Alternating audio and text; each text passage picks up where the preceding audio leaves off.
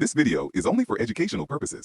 আপনি যদি bet উইনারে account না খুলতে পারেন তাহলে আজকের এই ভিডিও আপনার জন্য। তো আজকের এই ভিডিওতে আমি দেখাবো আপনি কিভাবে একটা বেট উইনার অ্যাকাউন্ট করবেন, কিভাবে অ্যাকাউন্টটা ভেরিফাইড করবেন, কোথা থেকে অ্যাপটি নামাবেন, কিভাবে টাকা ঢুকাবেন বের করবেন এবং 100% বোনাস পাবেন, সবকিছু দেখাবো আজকের এই ভিডিওতে। তো চলুন বেশি কথা না আবার এই ভিডিওটা শুরু করি। তো প্রথমে আপনি কি করবেন, ফোনের যে কোনো একটা ব্রাউজার বা অথবা ক্রোম ব্রাউজারে যাবেন, গিয়ে গুগলে সার্চ করবেন বেট উইনার অ্যাপ লিখে। তো জাস্ট যে কোনো একটা ওয়েবসাইট থেকে প্রথমে অ্যাপটি ডাউনলোড করে নেবেন। তো অ্যাপটি ডাউনলোড করার পর ইনস্টল করে যখনই ওপেন করবেন, ওপেন করলে এরকম একটা ইন্টারফেস দেখতে পাবেন। তো উপরে দুইটি অপশন দেখতে পাবেন, একটা হচ্ছে লগইন, তারপর হচ্ছে রেজিস্ট্রেশন। তো আপনি এখানে নতুন একটা অ্যাকাউন্ট খোলার জন্য অবশ্যই এখানে রেজিস্ট্রেশনে ক্লিক করবেন। করার পর এখানে তিনটি অপশন দেখতে পাবেন। তো এখানে সবচাইতে সহজ নিয়ম, আমরা প্রথমে অ্যাকাউন্ট খুলবো, দেন তারপর আমরা অ্যাকাউন্টটা ভেরিফাইড করবো। তো এখানে সবচাইতে সহজ নিয়ম হচ্ছে যে ইন ওয়ান ক্লিক। তো আমরা এখানে ইন ওয়ান ক্লিক করলাম। তারপর আপনারা এইরকম একটা ইন্টারফেস দেখতে পাবেন। তো এখানে যেটা যেভাবে আছে ওইভাবে থাকুক, কোনো পরিবর্তন করার প্রয়োজনে জাস্ট এখানে 3 নম্বর একটা অপশন দেখতে পাচ্ছেন যে প্রোমো কোড। তো এখানে প্রোমো কোডের ঘরে লিখবেন GT8K।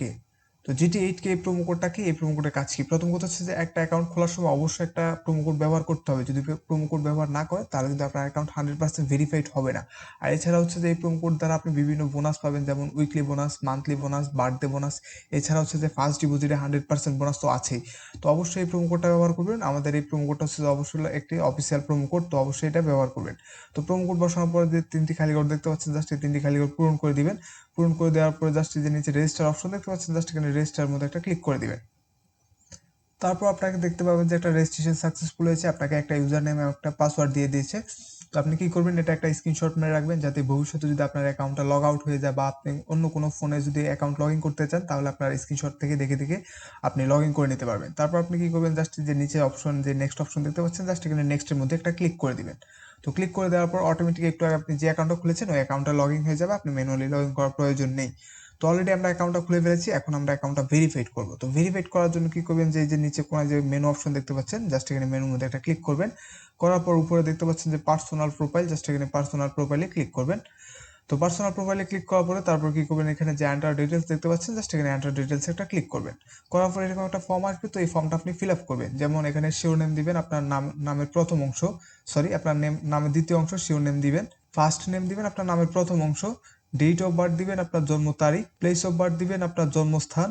রিজন দিবেন আপনার বিভাগ। সিটি দিবেন আপনার জেলা বা উপজেলা, যেটা একটা দিলে হবে। রিসেন্ট অ্যাড্রেস দিবেন আপনার বর্তমান ঠিকানা। ডকুমেন্ট টাইপ দিবেন আপনার ন্যাশনাল আইডি কার্ড। সিরিজ দিবেন 1 বা দেওয়ার প্রয়োজন নেই। ডকুমেন্ট নম্বর দিবেন আপনার ভোটার আইডি কার্ডের যে নম্বরটি আছে ওই নম্বরটি দিয়ে দিবেন। তারপরে ডেট অফ ইস্যুটা হচ্ছে কি, আপনার ভোটার আইডি কার্ডের পিছনে পৃষ্ঠায় একটা প্রদানকৃত তারিখ নামে বা ডেট অফ ইস্যু নামে একটা ডেট থাকে, জাস্ট ওই ডেটটি আপনি এখানে বসিয়ে দিবেন। তারপর ইস্যুড বাই দিবেন এখানে বাংলাদেশ গভর্নমেন্ট। দেওয়ার পরে কাজ শেষ। জাস্ট এখানে যে সেভ অপশন দেখতে পাচ্ছেন, জাস্ট সেভের মধ্যে একটা ক্লিক করে দিবেন। তারপর ওকেতে ক্লিক করার পরে তারপর আপনি চাইলে এখানে আপনার ফোন নম্বরটি অ্যাড করে নিতে পারেন। জাস্ট এখানে আপনি চাইলে একটা ইমেল এবং একটা ফোন নাম্বার অ্যাড করতে পারেন। তো জাস্ট ফোন নাম্বার কিভাবে অ্যাড করতে হয় তা দেখিয়ে দিচ্ছি। জাস্ট আপনি এখানে যে ফোন নাম্বার ডান পাশে যে কোনায় দেখতে পাচ্ছেন যে লিঙ্ক অপশন, জাস্ট এখানে লিঙ্কের মধ্যে একটা ক্লিক করবেন। করার পর এখানে আপনার ফোন নম্বরটি দিবেন, তবে অবশ্যই 0 বাদ দিয়ে ফোন নাম্বারটি দিবেন, যেমন 018 থাকে না, তো আপনি জাস্ট 1 থেকে এভাবে লিখে দিবেন। লিখে দেওয়ার পরে নিচে যে কনফার্ম, সরি নিচে যে লিঙ্ক অপশন দেখতে পাচ্ছেন, জাস্ট এখানে লিঙ্কের মধ্যে ক্লিক করবেন। তো লিঙ্কের মধ্যে ক্লিক করার পরে আপনি এখানে যে নম্বরটি দিয়েছেন ওই নম্বরে একটা কোড যাবে, মেসেজ যাবে, মেসেজের মধ্যে একটা কোড থাকবে, জাস্ট কোডটি বসিয়ে দিলে আপনার ফোন নম্বরটি এখানে অ্যাড হয়ে যাবে। সেম ভাবে আপনি চাইলে ইমেলটাও অ্যাড করে নিতে পারেন। তো এখন আমরা দেখাবো যে আপনি কিভাবে টাকা ঢুকাবেন এবং আপনি কিভাবে টাকা বের করবেন, সবকিছুই দেখাবো। তো এখন টাকা ঢুকানোর জন্য কি করবেন, জাস্ট এই যে এখানে দেখতে পাচ্ছেন যে ডিপোজিট অপশন, জাস্ট এখানে ডিপোজিটের মধ্যে একটা ক্লিক করে দিবেন। তো ডিপোজিটের মধ্যে ক্লিক করার পরে এরকম একটা ইন্টারফেস দেখতে পাবেন। তো এখানে চাইলে আপনি বাংলাদেশি যে লোকাল কারেন্সি গুলো আছে, চাইলে এগুলোর মাধ্যমে টাকা ঢুকাতে পারেন। তাছাড়া আপনি ক্রিপ্টোর মাধ্যমে, ব্যাংকের মাধ্যমে বিভিন্নভাবে টাকা ঢুকাতে পারেন। তো জাস্ট আমি একটু বিকাশের মধ্যে ক্লিক করে আপনাদেরকে দেখাই যে কিভাবে আপনি বিকাশে টাকা ঢুকাবেন, ওটা দেখিয়ে দিচ্ছি। তো বিকাশে ক্লিক করার পর এরকম দেখতে পাবেন। তো প্রথম এখানে অ্যামাউন্ট দিতে বলছে, অ্যামাউন্ট সিলেক্ট করতে বলছে। তো এখানে ওরা সর্বনিম্ন হচ্ছে যে 500, সর্বোচ্চ আপনি 30,000 টাকা একসাথে ঢুকাতে পারবেন। তো ধরুন আপনি 1000, ধরুন আমি এখানে 1000 টাকা ঢুকাতে চাচ্ছি, তাহলে আমি এখানে 1000 টাকা লিখবো। লেখার পর জাস্ট এখানে কনফার্মে ক্লিক করবো। তো কনফার্মে ক্লিক করার পরে জাস্ট একটু ওয়েট করবেন। তারপর এরকম একটা ইন্টারফেস দেখতে পাবেন, জাস্ট একটু লোডিং নিচ্ছে। তো দেখতে পাচ্ছেন যে এরকম আসবে। তো আসার পরে এখানে দেখতে পাবেন যে একটা বিকাশ ক্যাশ আউট নম্বর দেওয়া আছে, ঠিক আছে, একটা এজেন্ট নম্বর দেওয়া আছে। আপনি কি করবেন, এখানে জাস্ট কপি করে নেবেন।